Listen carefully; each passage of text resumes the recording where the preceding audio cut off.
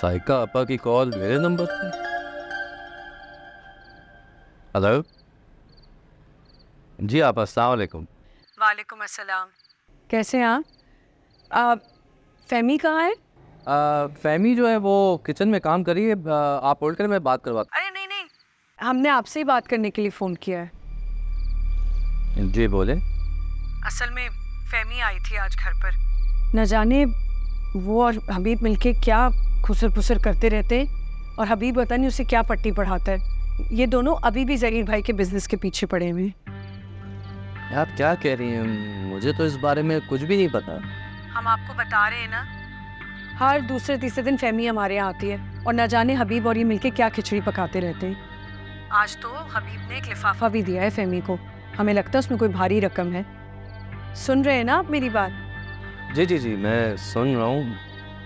बस सोच रहा हूँ कि फहमी ऐसा क्यों करेगी, वो क्यों हबीब से जाके पैसे लेगी। मैं अपनी बीवी और बच्चे को हक हलाल की कमाई खिलाता हूँ और हमें और किसी चीज़ की ज़रूरत नहीं। वही तो, हम तो जानते हैं ये बात, इसीलिए तो हमने आपको कॉल की है, क्योंकि हम जानते हैं कि आप कितने खुददार हैं। आप जरा फहमी से पता कीजिएगा। जी आपा, मैं आपसे बात करता हूँ। घर आ गया, घर आ गया। ओ ये देखो भाई, मुबारक हो, मुबारक हो। इतनी प्यारी। रुके रुके, नजर उतारनी है। फराज साहब पैसे दे। पैसे? अरे पैसे देना, नजर उतारनी। ओए ओए ओए, एक मिनट समीना भाभी, एक मिनट। भाई हम तुम्हारा इंतजार कर रहे थे कि तुम अस्पताल आओगी। फिर हम तो आने वाले थे, बस फराज साहब ने कहा देर हो गई। हाँ भाभी, फिर वो हमने सोचा कि सुबह में आपको वेलकम कर लेंगे। अम्मा होती तो कितना खुश होती, जहीर भाई भी। इधर दे मुझे। जो चलो अच्छा है, कोई तो होना चाहिए था मैं घर पे भी। अम्मा अब्बा कहाँ है? हबीब कहाँ है सर? पता नहीं।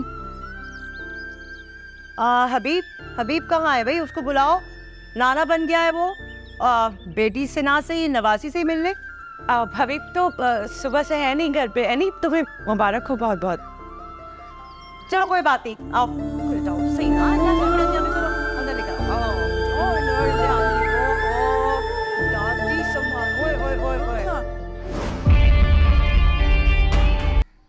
बात करनी थी तुमसे।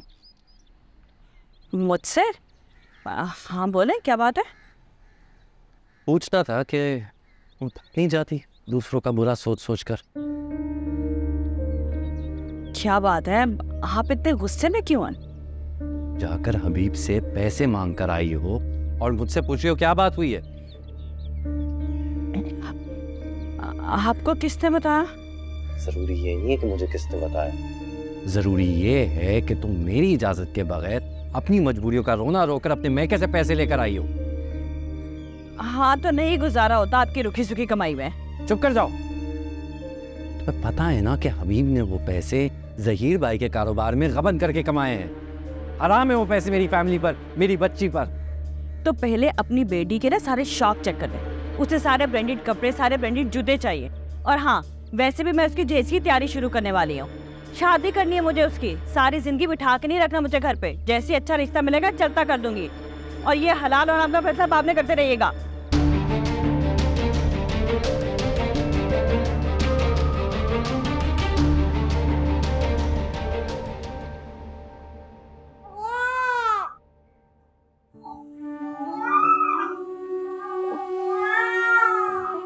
रो रही है।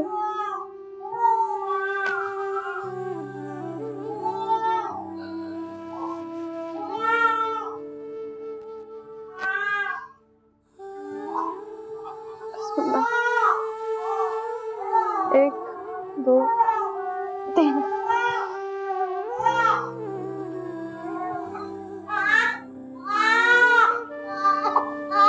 सो जाओ, सोना है मैंने।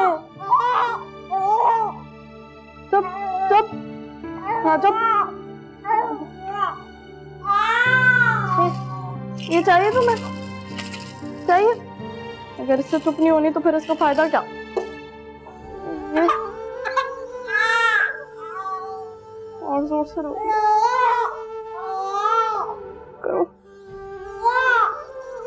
अम्मा, अम्मा, चुप हो जाओ बस, चुप चुप चुप। क्या हुआ है नी? अम्मा चुप ही नहीं हो रही है, क्या चाहिए ऐसे? कब से कोशिश कर रही हूँ। अच्छा अच्छा अच्छा, बस बस बस गुड़िया रानी, बस बस बस बस बस। दूध कब दिया था इसे? 3 घंटे पहले, याद नहीं मुझे। इसको भूख लगी है नहीं? आपको कैसे पता? बोल तो सकती नहीं। क्योंकि मैं इसकी अम्मा की भी अम्मा हूँ, इसलिए पता है मुझे। जा जाके दूध लेकर आ किचन से। बल्कि रुको, ये इसको पकड़ो। मैं नहीं नहीं नहीं, मुझसे नहीं संभाली जाती है, रोती रहती है। बस आप संभालने से। कोई बात नहीं, थोड़ी सी लेट हो गई अम्मा, अभी दूध आ जाता है, अभी नीचे जा।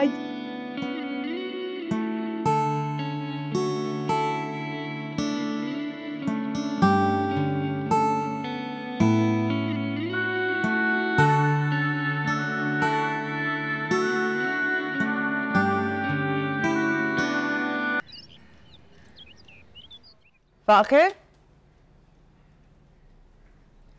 फाखिर कहाँ है? तैयार नहीं हुआ? बस बड़े में तैयार होने लगा। इसकी गर्दन ऐसे सीधी रखो, हाँ, हाथ ऐसे रखो, गर्दन नहीं चाहिए। अरे तुम तैयार नहीं हुए अभी तक? ये क्या हुलिया है? इस तरह जाओगे ऑफिस? सही तो है, कल ही पहनी वाली शर्ट, कल तक तो ठीक लग रही थी आपको। कुछ लिहाज करो, तुम जहीर अहमद के बेटे हो, कितने खुश लिबास थे तुम्हारे बाबा। बदलो ये कपड़े, हरगिज ऐसे नहीं जाओगे तुम। इसको वो दूसरी वाली शर्ट दो जल्दी से, इस्त्री की भी है ना, बदलो। हाँ बड़ी अम्मी, बेबी की वजह से मैं सारी रात सोई नहीं थी, तो मैं इसकी शर्ट इस्त्री करना भूल गई। लेकिन इसका ये मतलब तो नहीं है कि ऐसे जाएगा। ऐसे करो, ये अनाया को कॉट में डालो। अनाया? ज़हीर को ये नाम बहुत पसंद है, अनाया, इसलिए मैंने सोचा है कि आज से ये अनाया। चलो अनाया को कॉट में डालो, जल्दी से कपड़े इस्त्री करो, तब तक फाखिर नाश्ता करता है। चलो चलो।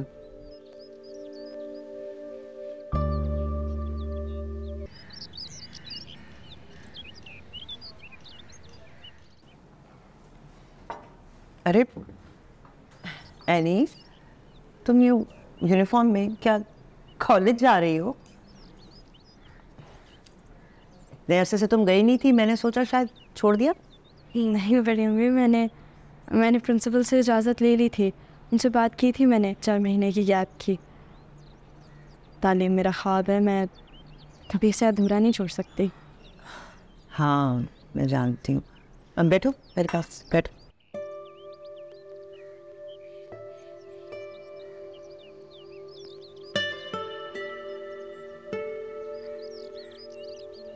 मैं जानती हूँ तुम्हें पढ़ाई का कितना शौक है, तुम्हारा ख्वाब है, और मैं चाहती हूँ कि तुम पढ़ो।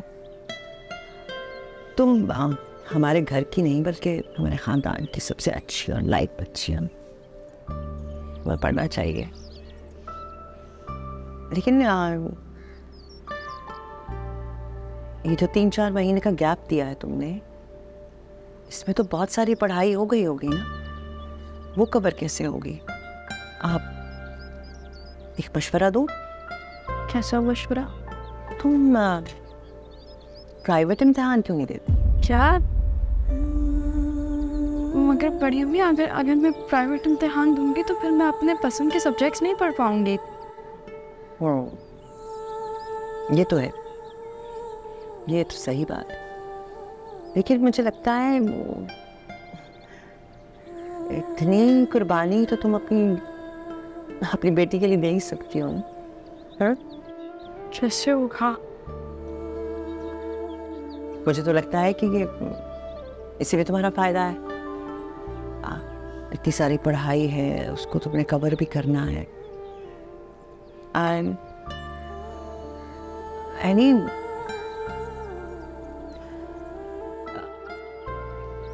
याद है ना तुम्हें,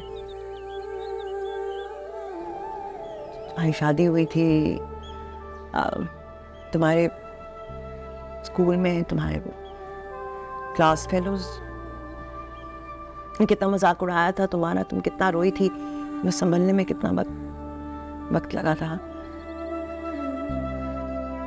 अब तो तुम्हारी एक बेटी भी है, सामना कर पाओगी सबका। अब ऐसा नहीं होगा।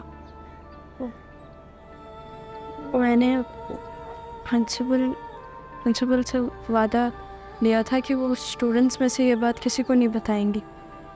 3-4 महीने का जो मेरा ऑफ हुआ है उसका मैं कोई और बहाना कर दूंगी। ये बातें छुपती नहीं है। खैर, और जो सारा दिन आधे से ज्यादा देर तुम घर से बाहर रहोगी तो फिक्र नहीं होगी तुम्हें अनाया की। अम्मा ने कहा है कि वो संभाल लेंगे अनाया को मेरे आने तक। वो बेचारी, उसका माइग्रेन, सारा दिन तो वो तकलीफ में अंधेरे कमरे में पड़ी रहती है। और वैसे भी तुम अनाया की माँ हो, आयशा नहीं। अनाया तुम्हारी जिम्मेदारी है ना। देखो, मेरा मकसद तुम्हारी हौसला शिकनी करना नहीं है। मैं तो हमेशा से चाहती थी कि तुम पढ़ो। मैं सिर्फ ये चाहती हूँ कि तुम जो भी फैसला करो, फैसला तुम्हारा ही है, तुम्हें ही करना है। तुम जो भी फैसला करो अपने हालात को, अपनी जिम्मेदारियों को देखते हुए करो। और ठीक, तुम्हारे हालात बदल गए हैं और जो तुम्हारी जिम्मेदारियां हैं वो तुम्हें ही पूरी करनी है ना। जो भी फैसला करो सोच समझ करना। ठीक।